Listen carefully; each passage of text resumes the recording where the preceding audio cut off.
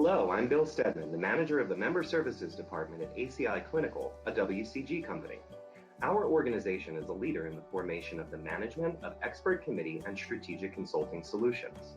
My team manages the relationship with the expert physicians and statisticians who embody those groups. I'm very happy to be here today with Dr. Jonathan Seltzer, President and founder of ACI Clinical and Chief Scientific Officer of WCG Clinical. Dr. Seltzer, tell us a bit about your background, the founding of ACI Clinical, and how the company has developed over the years. Thanks, Bill. Thanks for having me here today. You're welcome. ACI Clinical was founded officially in 2001. I was an academic cardiologist, and I came out of training in the late 90s when the issue of cardiac safety sort of reared its ugly head in drug development. At the time, the way this was evaluated, and still to today, is drug developers put together committees consisting of expert cardiologists to oversee their clinical trial work to make sure there was no danger to the patients. So kind of one thing led to another, and over time I was asked to serve on a number of these different committees for different sponsors. And I noticed that they were done very, very differently depending on who the sponsor was, some better, some worse. And there was really no sort of best practice standards or anything like that. So I thought that at the time, I thought maybe it was a good idea to try and put that together, and wound up the committees, these expert committees, began to be the business focus of ACI Clinical at that time. So as a leader in the expert committee space, can you highlight the scientific and regulatory benefits of convening these groups, such as endpoint adjudication and data monitoring committees? Do you mind if I take one at a time? Sure. Because they're quite different. Okay. So what's similar, though, in these groups is that what we try and do in expert committees is to harness the world's best thinking in a way that is understandable and helpful to regulators across the globe. So this is a little different. Some people may ask a friend of theirs who's, say, a cardiologist what their opinion is, or a consultant, and that's great, and the information is often correct. However, it's not something that the regulators accept. Regulators, whether here or Europe or Japan or Australia, require very, very rigorous, transparent standards in order to accept information. In fact, you almost have to make opinion like a piece of data. So that's kind of the background. Now, right now, there's really two types of expert committees that have a lot of regulatory acceptance. One is called Data Monitoring Committee. It's also known as a Data Safety Monitoring Board, a Data Safety Board, a data anything, and data safety anything. There's lots of names for it. Might be one of the problems. Okay. But there is specific guidance for this, both from the FDA and the European, the EMA, the European regulatory bodies, about what they expect a safety committee to look like. And what a safety committee is a group of experts that sits arm's length from a clinical trial, and they're actually allowed to look at unblinded data. So if you have a trial and you have your study drug and a placebo, the sponsor is not allowed to see both. They can only look at the whole group. And at the end, when the trial's over, they open up the box and they see which one works. The data safety committees, or data monitoring committees, I'll use DMC from now on. Okay.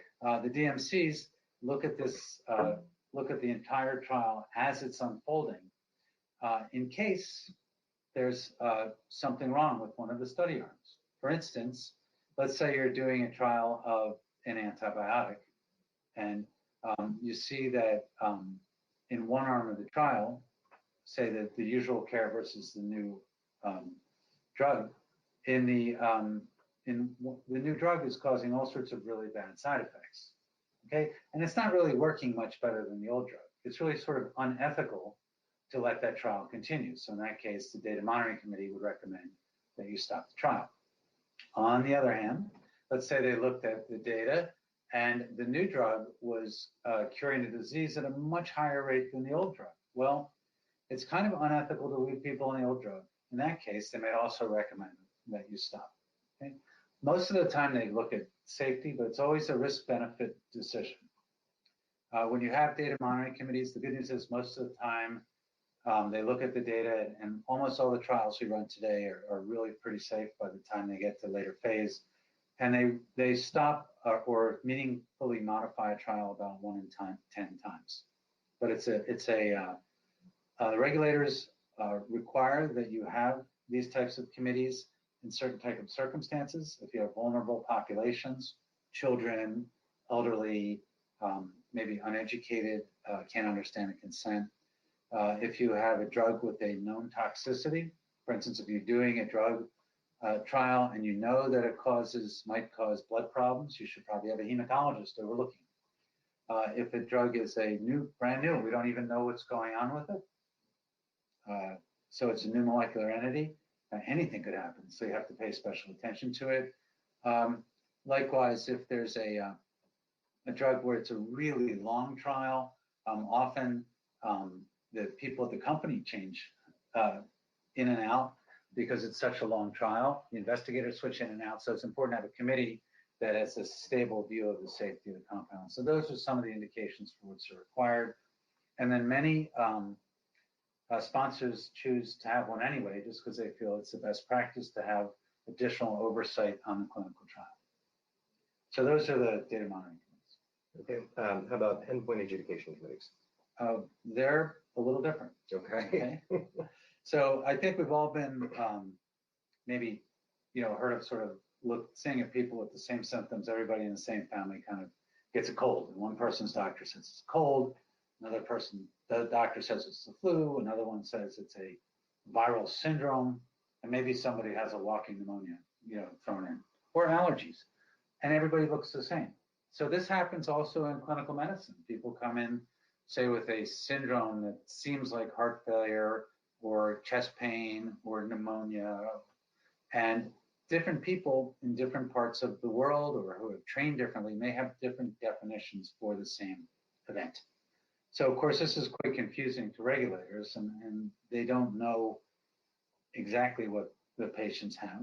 And furthermore, it's inconvenient for sponsors because to actually have the right answer, let's say it's all, in the first case, it's actually a cold and not the flu. You have to have so many more patients before you get a signal for cold versus other things that it makes the trials quite inefficient.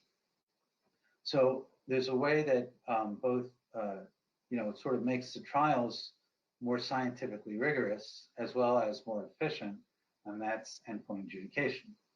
So what we do is we get, a roving band of expert doctors, and they create standard definitions for endpoints. So even if you, let's take that example, one person says you have a cold and one person says you have a flu, they make precise definitions for cold and flu.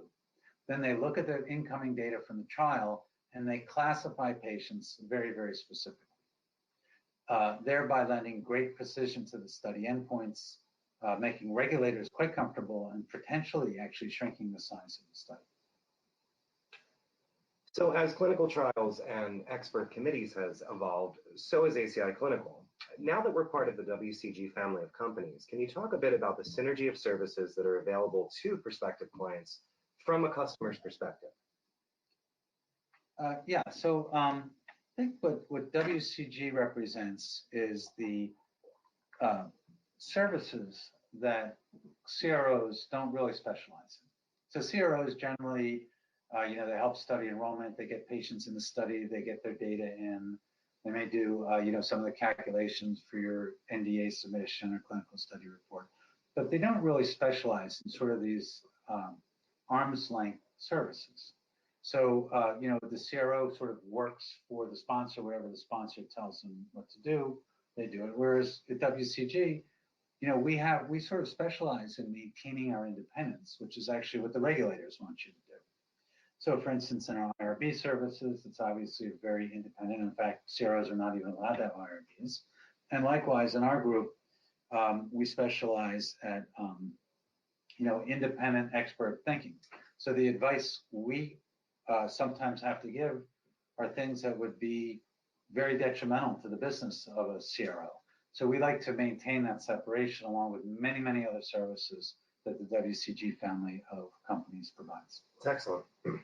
Something else that's actually just straight from an efficiency perspective is because all of these companies are under the WCG umbrella, many clients feel it's super easy just to use us because there's one contract that can cover all the services. You don't have to buy them all at once. You can really have a chance to pick from the palette of services. So one-stop shopping for all your needs. One-stop shopping. As a frequent visitor to Washington, D.C., you have a strong relationship and understanding of the ever-emerging regulatory landscape. Can you give us an outlook on the future related to expert committees, any new guidances that are emerging, or anything that you think would be of particular interest to the audience?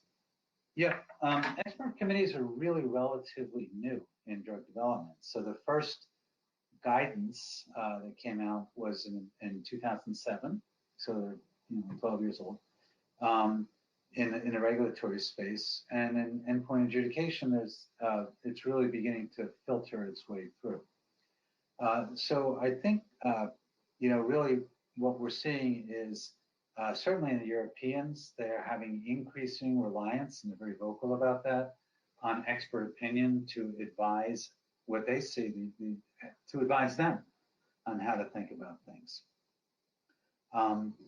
And we're seeing it also spread across very, very different areas. And certainly in terms of data monitoring committees, it's under re-examination. Okay, so we know that there's a high level of use in NIH trials and FDA trials. Also, at least about a quarter of them have data monitoring committees. The FDA is looking at and has a draft guidance which expands the use of what they call safety assessment committees, which is a form of data monitoring committee. And in the draft guidance, it actually recommended them for every single clinical trial. So I think you're seeing acceptance of independent oversight, doing some of the work to help advise the regulators and give them perspective. In terms of adjudication, as I mentioned, there's nothing published from the regulators.